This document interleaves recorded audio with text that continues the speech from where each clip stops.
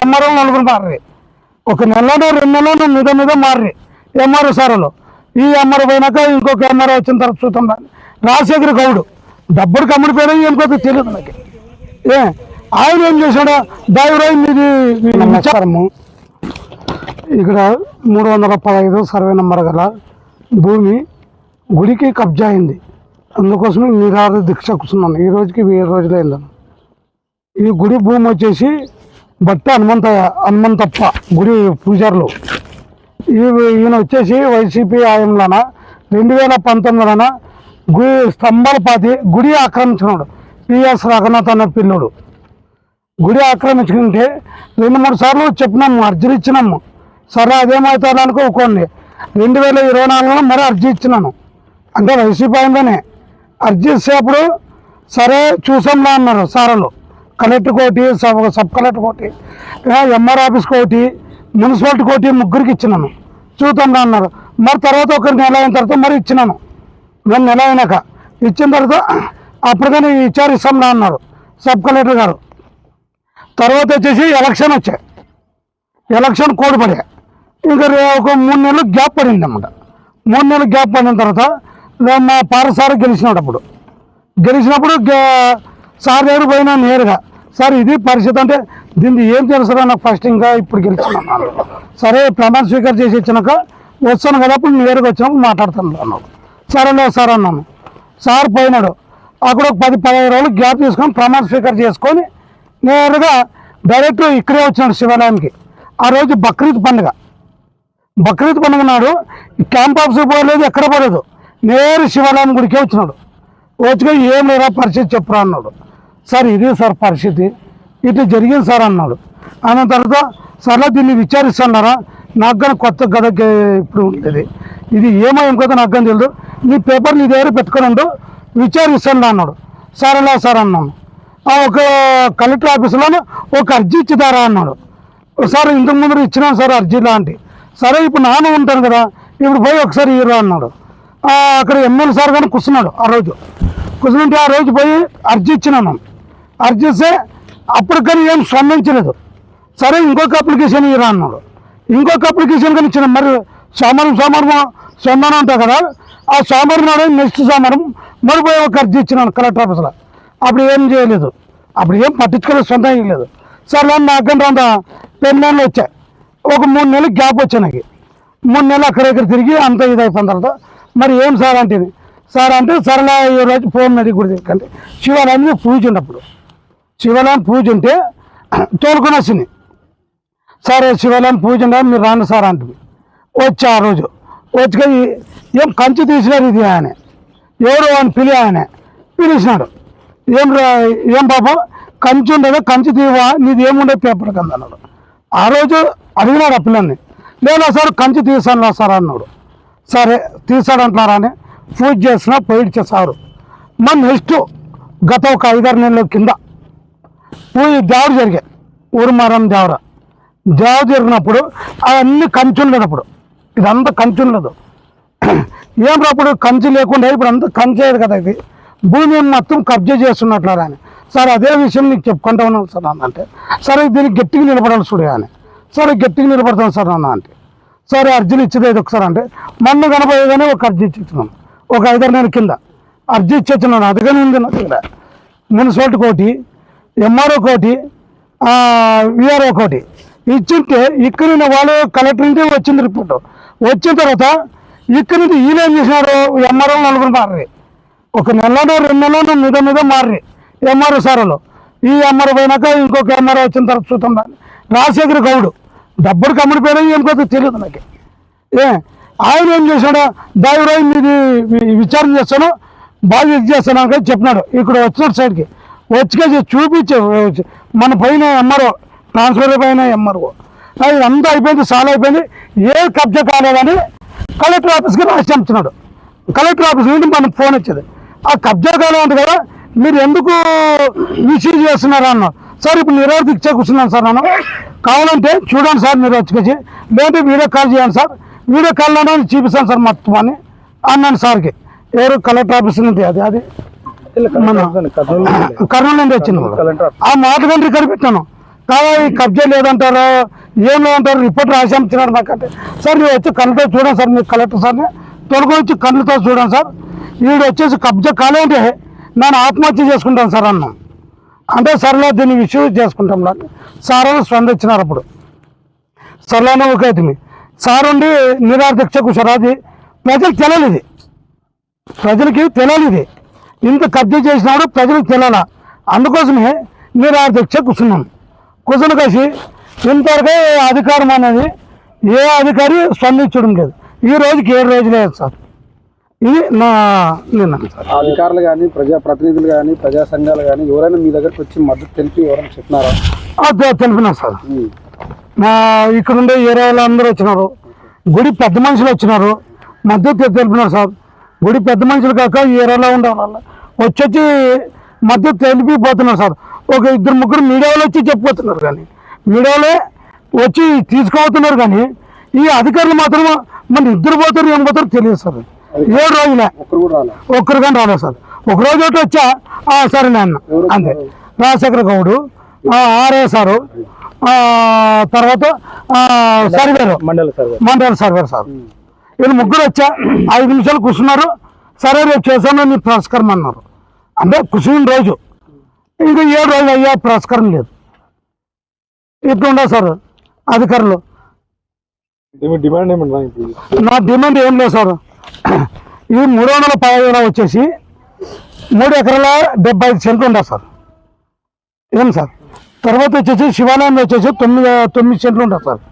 ఈ 9 సెంట్లు, ఈ 9 సెంట్లు వాళ్ళ భూమి ఎంత ఉందో 2 ఎకరాలు ఉండదు, 2.5 ఎకరాలు. నీ భూమి తగ్గి నీవు అద్దె ఉండాలి. మనసోటి జాగా ఆక్రమించుకునేవే, అక్కడుండే జాగా 2 ఎకరాలకు ఆక్రమించుకునేవి. నీ జాగ్రత్తకి నీవు అద్దె ఉండాలి. మిగిలిన ఎవరైతే ఆక్రమించుకున్నారో వాళ్ళ దగ్గర ఏదైనా ఎవిడెన్స్ కానీ ఎక్కడ చూపించినారా ఇంతకుముందు అధికారుల దగ్గర? సార్ అధికారంతో పోయి చెప్తున్నాడు సార్. ఎంఆర్ ఆఫీస్తానా వచ్చి ఏమని చెప్తున్నాడు, నేను 2 ఎకరాలు కొనుక్కున్నాను నా డాక్యుమెంట్ అని చెప్తాడు. సరే మీరు 2 ఎకరాలు కొనుక్కున్నావు కదా, మీరు 2.5 ఎకరాలతో కొండు. నాకు కబ్జా చేయలేదు, నన్ను ఎక్కడ కబ్జా చేయలేదు, నేను 2.5 ఎకరాలు ఉన్నాను అన్నాడు. సరే నువ్వు కబ్జా చేయలేదు కదా, మరి గుడి ఎందుకు కబ్జా చేసి దాన్ని నంబర్ ఎందుకు రాసు నువ్వు? సరే నీ ఇల్లు ఎందుకు కబ్జా చేసి ఆ గుడిది ఆ ఇంటివి పేపర్ తీసుకుంటా నీకు కబ్జా చేయాలంటే ఒప్పుతున్నాను. ఇప్పుడు గుడికి రాస్తాను అన్నాడు, కబ్జా చేయలేనన్నాను, గుడికి రాస్తాను అన్నాడు. సరే అదే మాట మీద గుడికి రాసి ఇప్పుడు నీకు చూపిస్తాను నిరూపిస్తే గుడికి రాసిస్తామన్నాడు అన్నాడు సార్. మీడియా ముందరే అన్నాడు, అదిగానే ఉంది సార్. మీడియా ముందరే ఉన్నాడు, ఎంఆర్ ఆఫీసులో మీడియా ముందరే ఉన్నాడు. నాకు 2.5 ఎకరాలు కానీ 3 ఎకరాలు కానీ గుడి ఎక్కడైనా కబ్జా చేసింటే గుడికి రాస్తాను అన్నాడు. సరే సార్ నువ్వు అదే మాట మీద ఉండకచ్చి మీ పెద్ద మనుషులు ఉన్నట్ల అదే మాట మీద కట్టుబడినండి.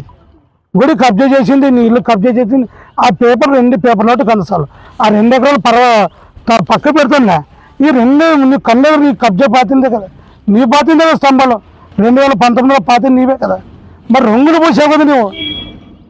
గుడి పూజారిని ఏమన్నాడు తెలుసు సార్, నీ గుళ్ళో కూర్చుంటే మాత్రము ఎస్సీ కేసు ఇరికిస్తా అన్నాడు గుడి పూజారిని. ఆ దెబ్బకు గుడి పూజారు 4 ఏళ్ళు రాలేదు గుళ్ళకి రాలేదు.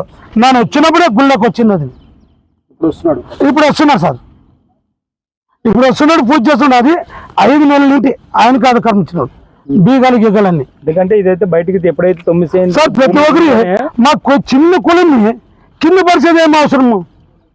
మాటలతో ఎస్ కేసు పెడతాను, ఎస్ కేసు పెడతాను.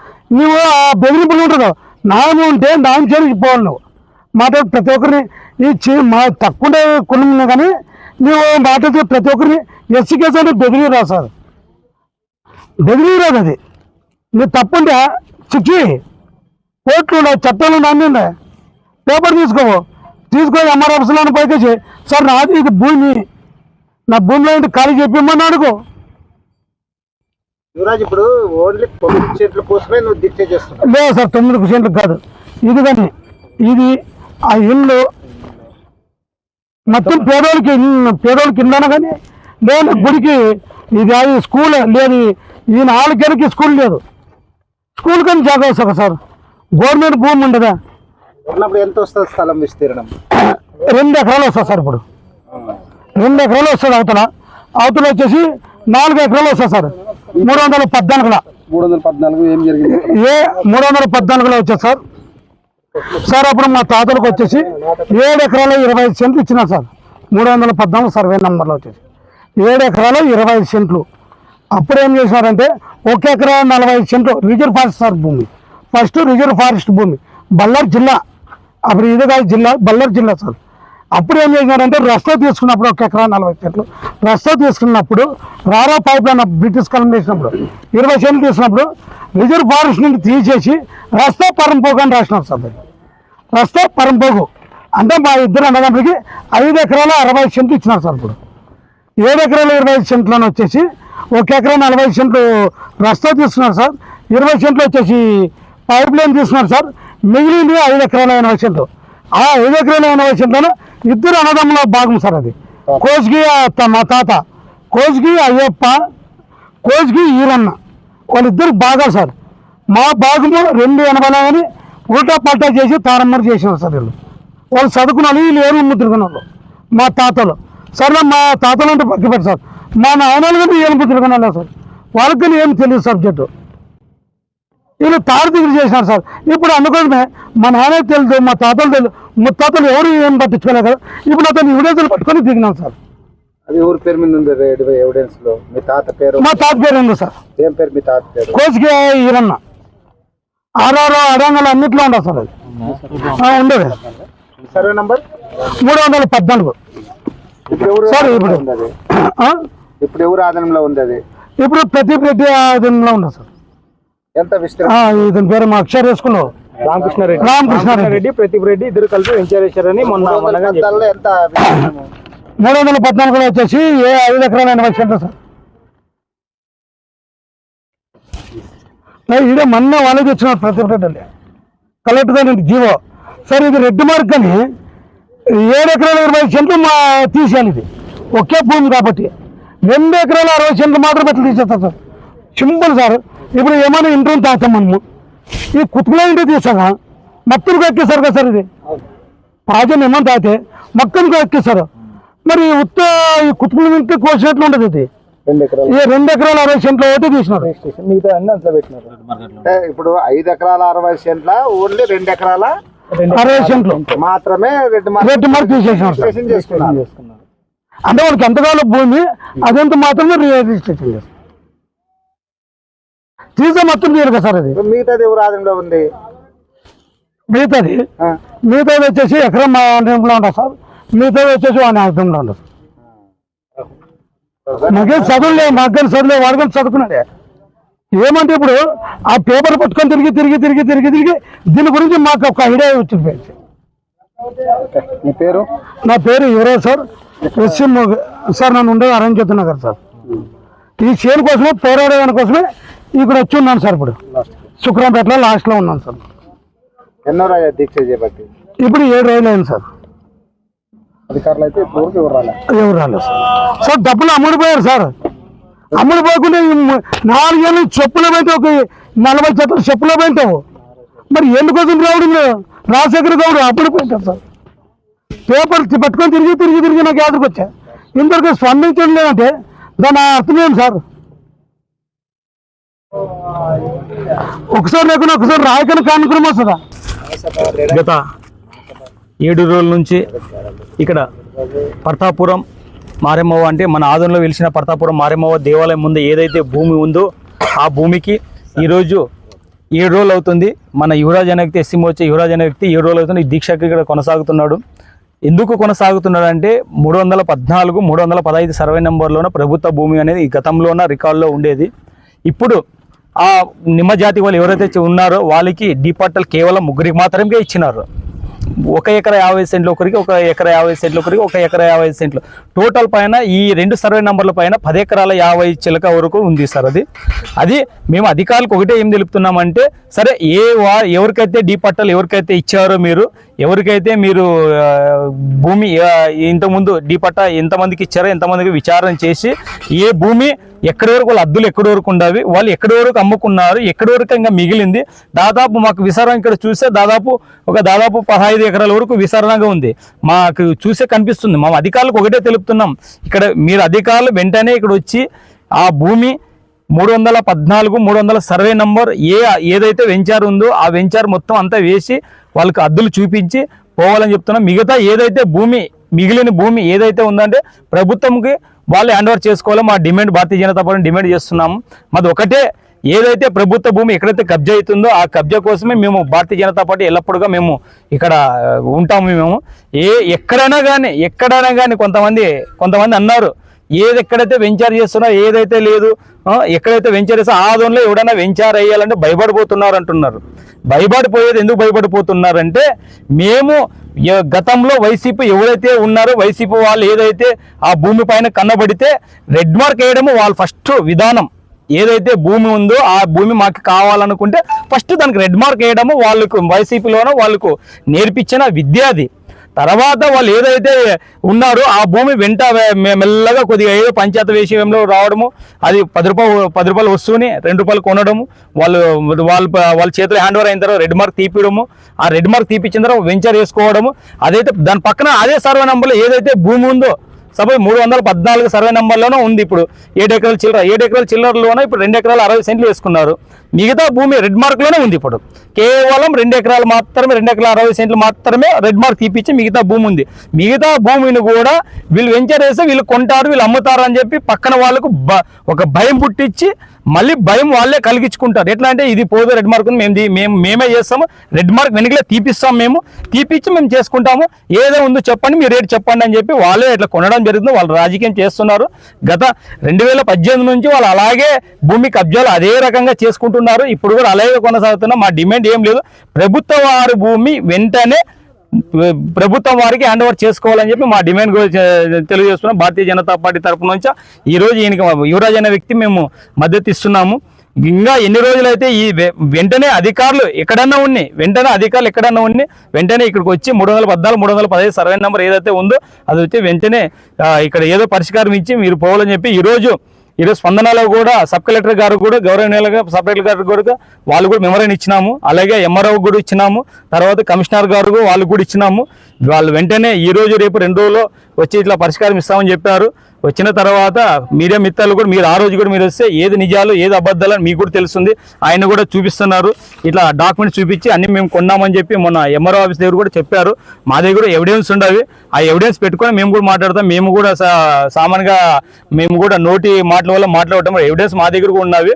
వెంటనే అధికారులు ఏదైతే ఆ రోజు ఉన్నదనుకో వాళ్ళు ఏదైతే ఎవిడెన్స్ ఉన్నారనుకో, సరే నువ్వు కొనిన తర్వాత నీకు ఎక్కడి నుంచి వచ్చింది, నీకు ఈ భూమి ఎక్కడి నుంచి వచ్చింది, దీని లింక్ డాక్యుమెంట్స్ కూడా కావాల్సి వస్తుంది. తర్వాత ఏదైతే నువ్వు 1.5 ఎకరా మీ తాత వాళ్ళు మీ నాన్న వాళ్ళు ఏదైతే నువ్వు చెప్తున్నావో వీళ్ళ వర్షన్ కూడా అదే. వీళ్ళు కూడా ఈ భూమి భాగస్థులు వీళ్ళు కూడా డాక్యుమెంట్స్ చూపిస్తున్నారు. వాళ్ళు కూడా చూపిస్తున్నారు. ఏదైతే ఆ రోజు ప్రభుత్వం అధికారుల మీద చూపిస్తే మేము కూడా ఈయన కూడా చూపించడానికి రెడీ ఉన్నారు. మాకు అందరికీ ఆ రోజు మీరు మీడియా మిత్రులు సహకరించాలా. ప్రజలు కూడా ఇక్కడ ఎంతో మంది గుడి పెద్దలు కూడా ఉన్నారు. ఇక్కడ మా ప్రతాపురం మారేమవ దేవాలయం ముందు అట్లే శివాలయం గుడి ముందు ఉంది. శివాలయం ముందు ఏదైతే 315 సర్వే నెంబర్లోనో మీరు కళ్ళు ముందు వస్తే ఎవరైనా కానీ మీరు కళ్ళు ముందు వస్తే మీకు వెంచర్ వేసింది కబ్జా చేసినట్లు కనిపిస్తుంది. మీరు వెంటనే చూసి మీరు దీన్ని పరిష్కరించాలని చెప్తున్నాను. నా పేరు మహాదేవ్, నార్త్ మండల అధ్యక్షుడు.